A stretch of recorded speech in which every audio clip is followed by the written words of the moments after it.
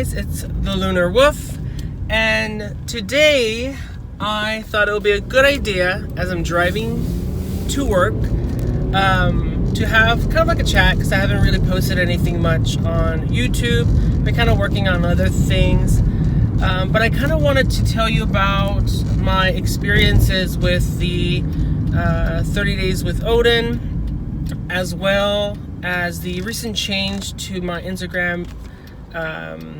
I guess what is it, like a name, and kind of leaving Eric Silvermoon behind for a bit, I think, and then also kind of what I'm planning to do with my art, and changing my platform. But to kind of get started with the, actually I don't even know where, I always get confused on where to look. If I look here, then I look weird. If I look there, then I can't see. But so the 30 Days of Odin, that was really fun.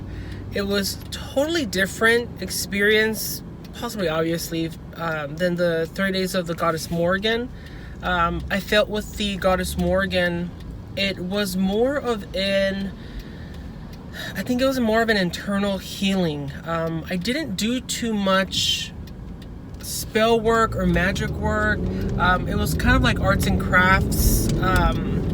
It was also a little bit more just actually more shadow work than anything, because it felt like the Goddess Morgan needed to build me back up, and kind of build on my confidence, help me figure out what I needed to release and what we could keep and improve, and so that was fantastic.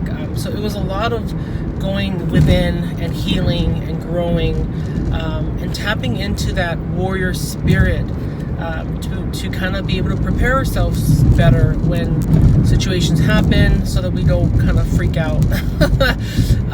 But with Odin, it was all magic. I felt like it was more magical aha moments in a sense, more spell work, ritual work, candle work, scrying work. He is kind of seen as the god of magic in a sense, since he is the one that wanted to learn more, to, I think, just mostly for him to be able to increase on his experience and his journey magically, and then also to be able to help those that live in those realms. But one of the things that, as most of you know, that I dedicated to him was my voice, and so what that meant was for me to keep silent, and it was extremely hard and difficult to not post things, because on the 30 Days of the Morgan, or I think it was the 31 Days of the Morgan, I posted every day on YouTube, and with Odin I was strongly guided not to do that it needed to be a very just intimate, be very present in those moments. Excuse me. To be very present in those moments, and what that needed was my full attention without being so preoccupied with making sure everything was visually beautiful and ready to be edited and filmed, then uploading everything that takes away from the actual being present. So it was really fun to do the rituals. I went back to and revisited the reasons why I wanted to become a witch in the first place. Watched a couple YouTube videos that I used to watch back in the day, and I did get excited again, and I even went back to like kind of like a more structured ritual than I haven't done in a long time, like casting a circle. That was interesting. Holding like a wand again, and kind of raising the cone of power, and doing everything that, you know, when we first come out as witches, we follow everything to the T on the books. We want to make sure everything is right. And then as I got older and more experienced, I realized that for me at least, it wasn't needed, and everything got tweaked and kind of changed to fit my life and my needs at the time. And I still do that now.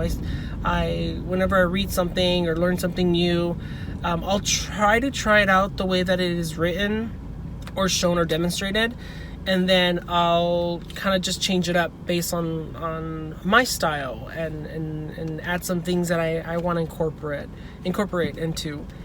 But the most beautiful thing about it, going back to keeping silent and not speaking too much in general, I really try to stay away from getting involved in people's conversations, because I really wanted to try to not speak at all, not to use my voice at all, and then not try to activate my mind when it comes to like thinking thoughts and what I'm supposed to be saying.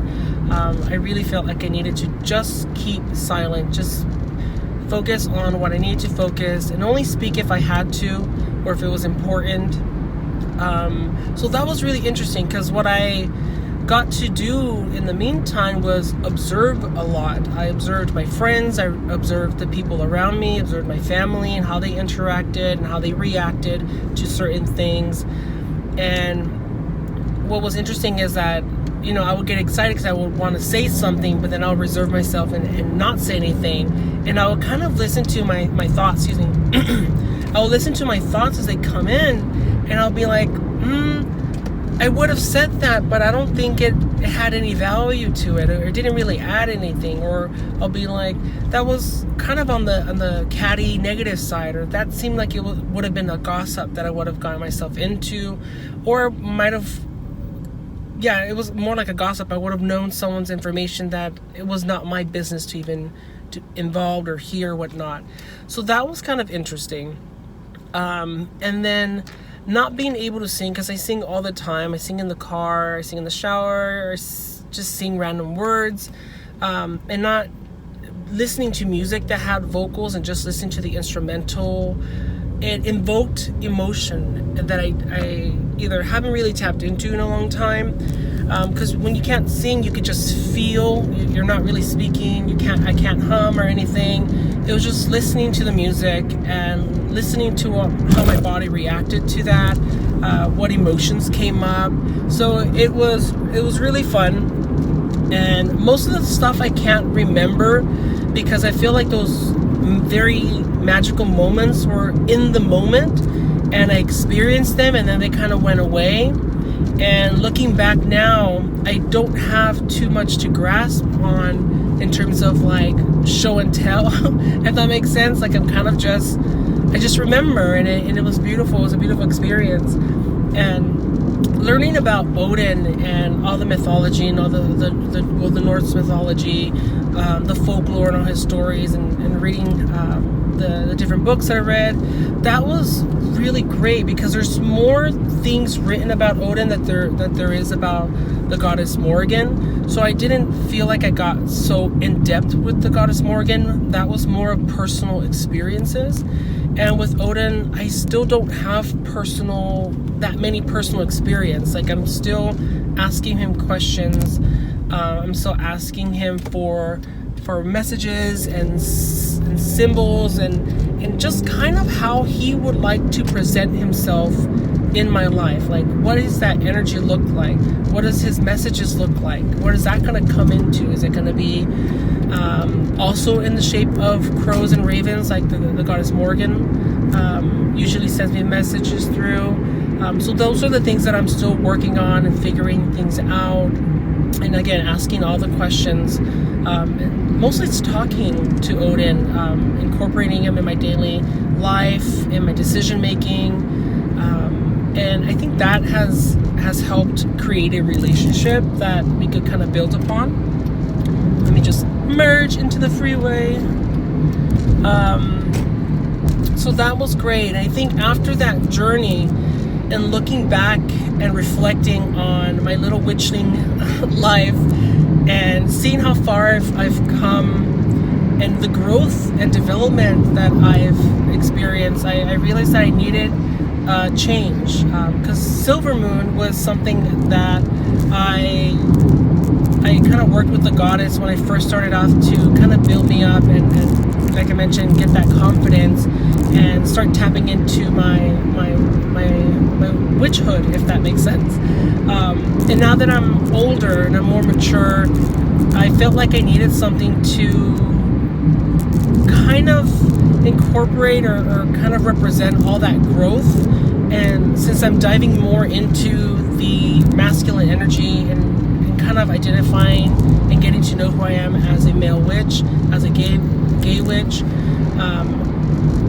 I've been working with a lot of wolf energy. That has been my new spirit animal that has just been so strongly present in my life.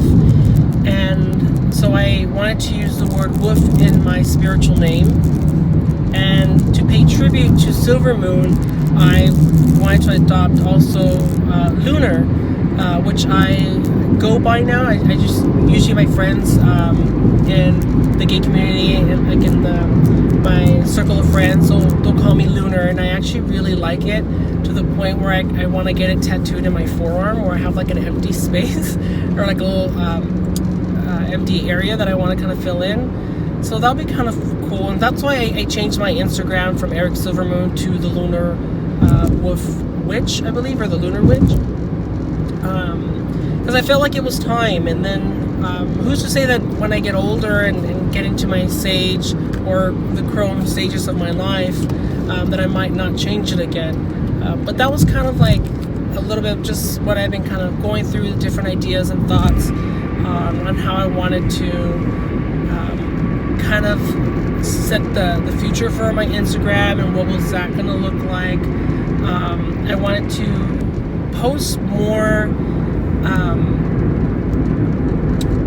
photos that are geared more towards men, showing more of that masculine energy, and so I've been taking a little bit more selfies in a sense, and different elements to kind of invoke that masculine primal energy, that warrior Nordic Viking kind of energy. So I hope that came through in some of the photos, because it's always hard. But when it comes to my art, I've kind of been taking a step back from the whole selling, because I don't necessarily like the prints when I decide to sell them. And right now I'm using Society 6 as a platform, which I don't care for. So I'm trying to figure out if I even want to sell my art, or if I even want to go through the process of making prints. And I think I'd rather just create the originals and sell the originals, because I actually end up just stacking all my originals and kind of putting them away, and I don't really get to see them, and I'd rather for them to find homes. So that'll be kind of nice to maybe start thinking about. I know one of my friends on Instagram mentioned to do Etsy, and maybe I could start doing that. And I tried doing Etsy before, but it's the same thing where they take a percentage from what you sell on it. And what I've came to experience is that I always feel like I really don't get much out of it, if that makes sense. Like, I feel like it just benefits the seller or that platform. So I'm trying to figure out if it's something where, I know my friend also mentioned just like Venmo, where if you're interested, then you'll just purchase it through Venmo, and then I will mail out the painting or whatever, the drawing or whatever I decide to do. Maybe do something different for like commission work. So that'll be kind of interesting. But I'm actually here at work. That didn't take very long. But yeah, I'm so thankful and grateful for all your support, all your comments. I want to go back to creating magical items and different things. I want to revisit the craftiness of the craft of actually creating the different kind of things. So I've been kind of making some notes of different things I wanted to share in this channel, as well as more art. Excuse me.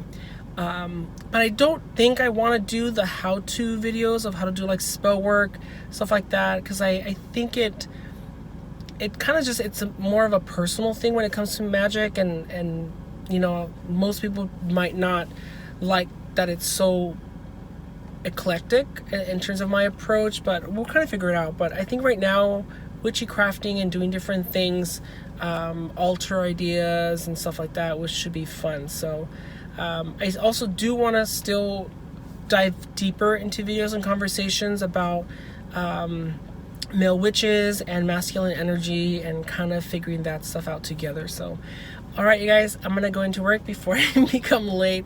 Blessed be, you guys. Mwah. I love you guys. Bye.